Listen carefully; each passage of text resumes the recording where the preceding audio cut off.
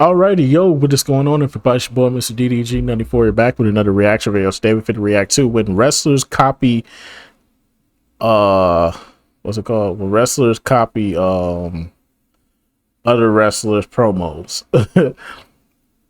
Without further ado, man, let's get right into it. What's up? It's the son. Wrestling is like a never-ending story that likes to reflect and call back to the past. There's one thing you're better at than I am, and that's kissing Vince McMahon's ass. You're better than me at one thing. You're the best bullshitter in the world. Especially to move current stories along. Tell me when I'm telling lies. Tell me when I'm telling lies. It's a nice Easter egg for fans since it rewards them for paying attention and following so closely. Well, Rocky Maivia is a lot of things, but sucks isn't one of them. The Rock is a lot of things, Philadelphia, but sucks isn't one of them.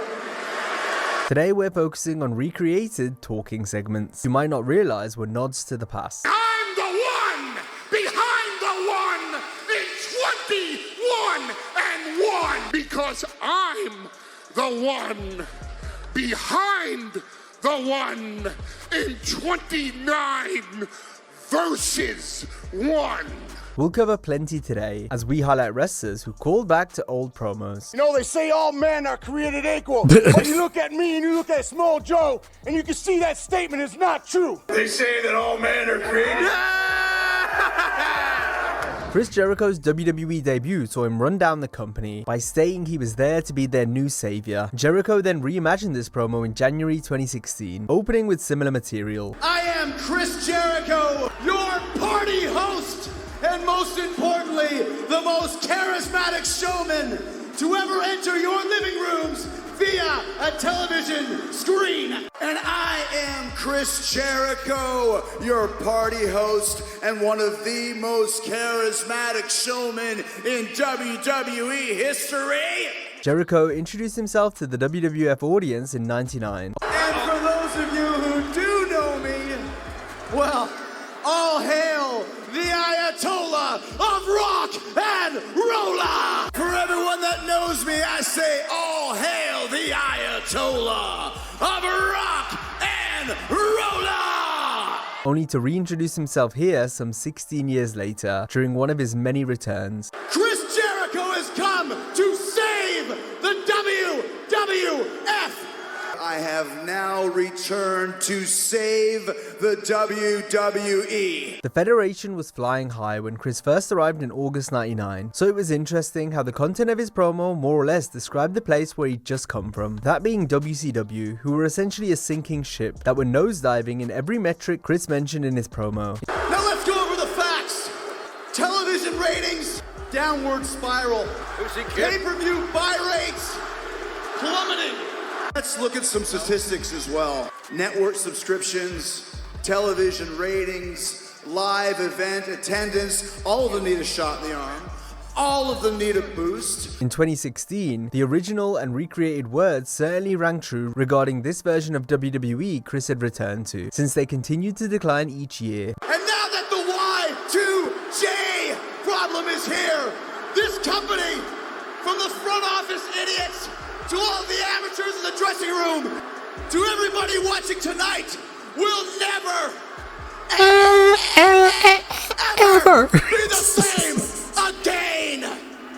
And I'm telling you this, now that the Y2J problem has returned to the WWE, everyone in this company, from the front office to the monkeys in the truck to every single superstar, Hey, yo, what you mean by that? will never, ever be the same again. Though it was always fun to see Chris drop back in, as this promo proved. Sometimes a segment is so bad, we do our absolute best to try and forget it. But when did they do this that? just makes it that much funnier when someone jokingly refers to such an abomination. Case in point when Mick Foley as Mankind referenced JR's infamous rap battle with Michael Cole from the 2011 Slammy Awards show. Jim unfortunately forgot his bars, which made for hopelessly awful television. Michael Cole, you're a damn fool. The king beats you like a government mule. I should be calling Raw.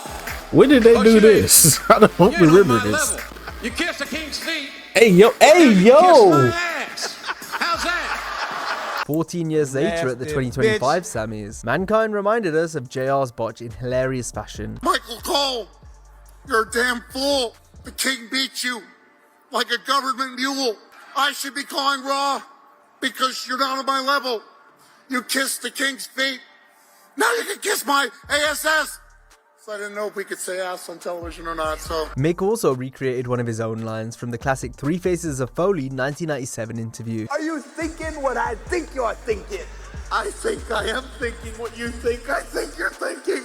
Can you bring them out, Manny? I think you know what I'm thinking. I think you think I know what you think I'm thinking. It's my first time up here. All in all, it was quite fitting given that Mick was presenting the WTF moment of the year, which were our exact thoughts while watching this entire thing. The Rock obviously has plenty of catchphrases and insults he likes to reuse, but some of his most important lines were just one-offs, or so we thought. The first we'll touch on brings us back to his heel turn after joining the Nation of Domination in '97. Here, Rock delivered a pivotal breakout promo, which he considers to be his personal favorite. It featured an iconic opening in which Rock responded to all the fans who told him he sucked as a babyface. Well, Rocky Maivia is a lot of things, but sucks isn't one of them. As the final boss in 2024, Rock ran it back after turning heel once again. The Rock is a lot of things, Philadelphia, but sucks isn't one of them.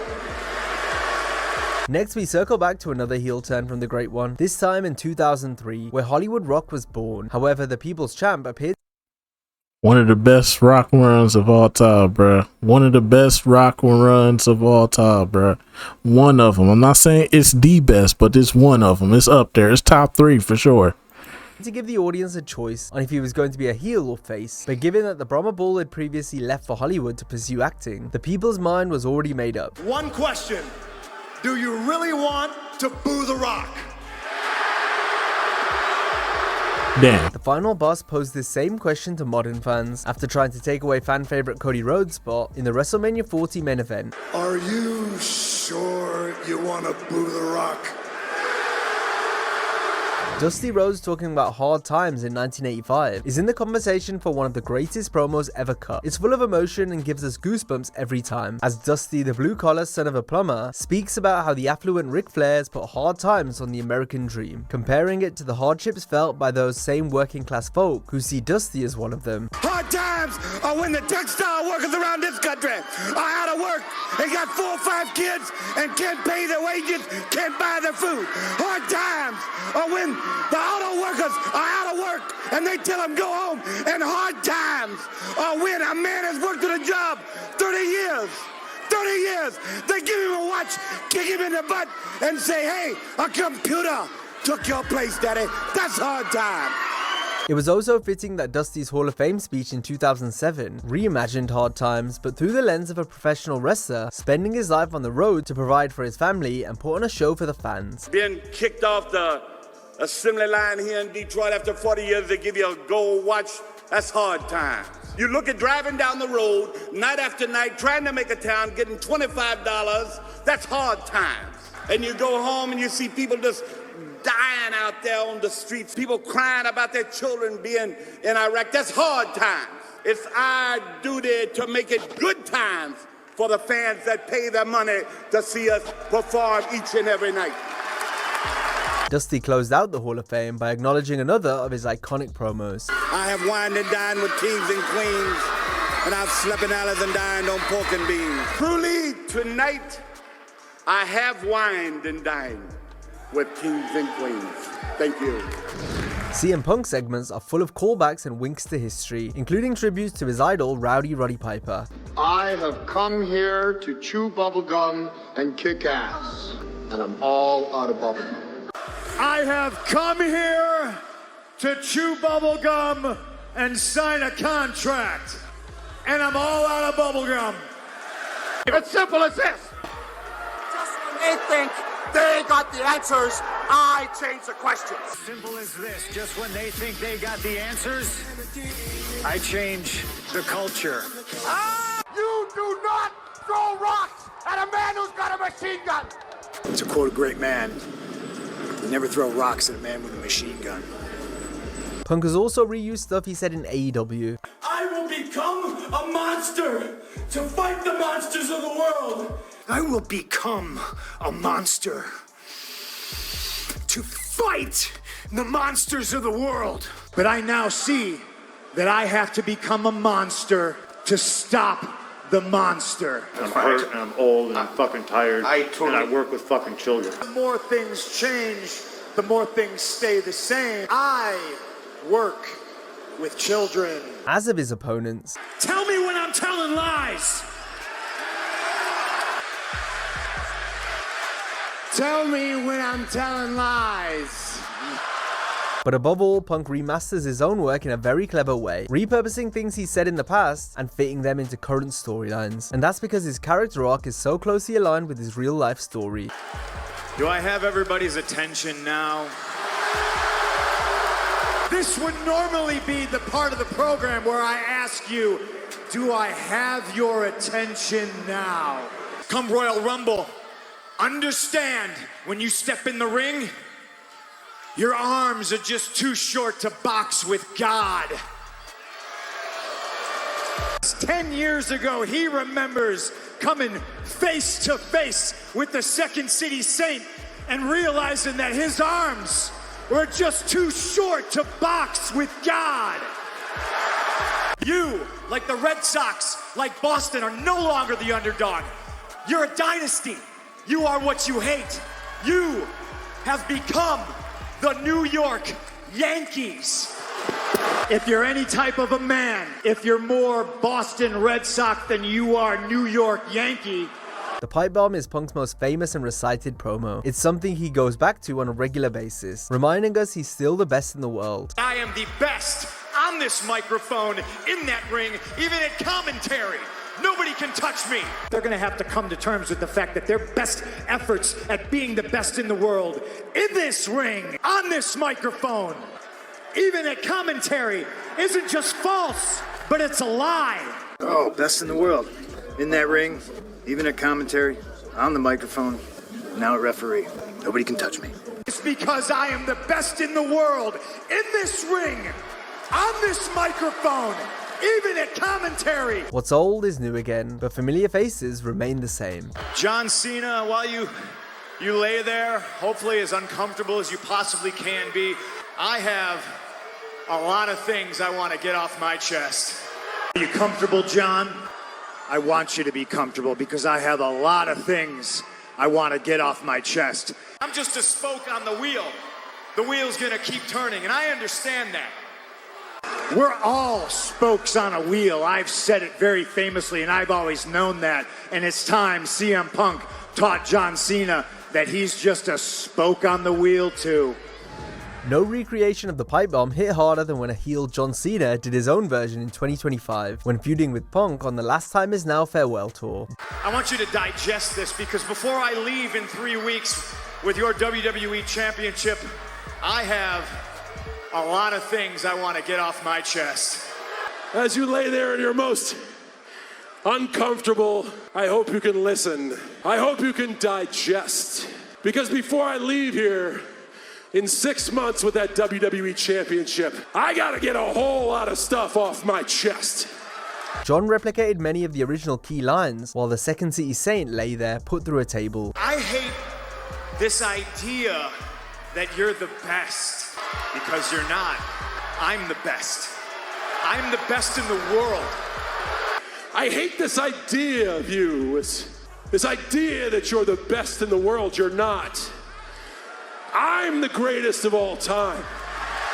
The roles were now reversed, with Cena threatening to leave with the WWE Championship, while Punk was fighting for the company. There's one thing you're better at than I am, and that's kissing Vince McMahon's ass. You're better than me at one thing. You're the best bullshitter in the world. Just like Punk in 2011, John smashed down the fourth wall by mentioning names from other promotions. Oops, I'm breaking the fourth wall. Hey, I'm breaking the fourth wall. Ha ha! Hey, Colt Cabana, how you doing?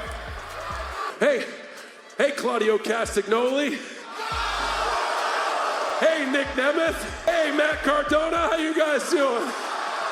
This was poetic given their history, and somewhat emotional for invested fans who watched it all go down back in the day. But Vince McMahon's gonna make money to spite himself. He's a millionaire who should be a billionaire. You're no longer the voice of the voiceless. You're a freaking millionaire. Despite yourself. It was an intriguing way to build to Punk and Cena's final ever match against each other. I told you something.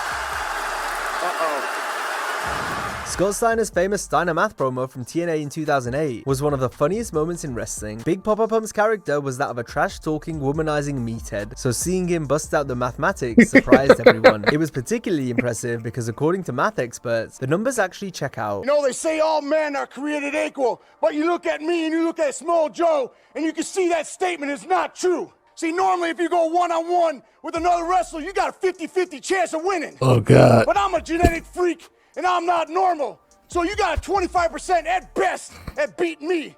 See, the three-way at sacrifice, you got a 33 and a third chance of winning. So Small Joe, you take your 33 and a third chance, minus my 25% chance, then you take my 75% chance of winning. If we used to go one-on-one and then add 66 and 2/3%, I got 141 and 2/3 chance of winning at sacrifice. The promo has been redone a few times, including by Scott's nephew, Bron Breakker. Ahead of his Intercontinental title defense at WrestleMania 41 in a fatal four-way match, Bron gave fans at the kickoff show a little Steiner math lesson. They say that all men are created equal.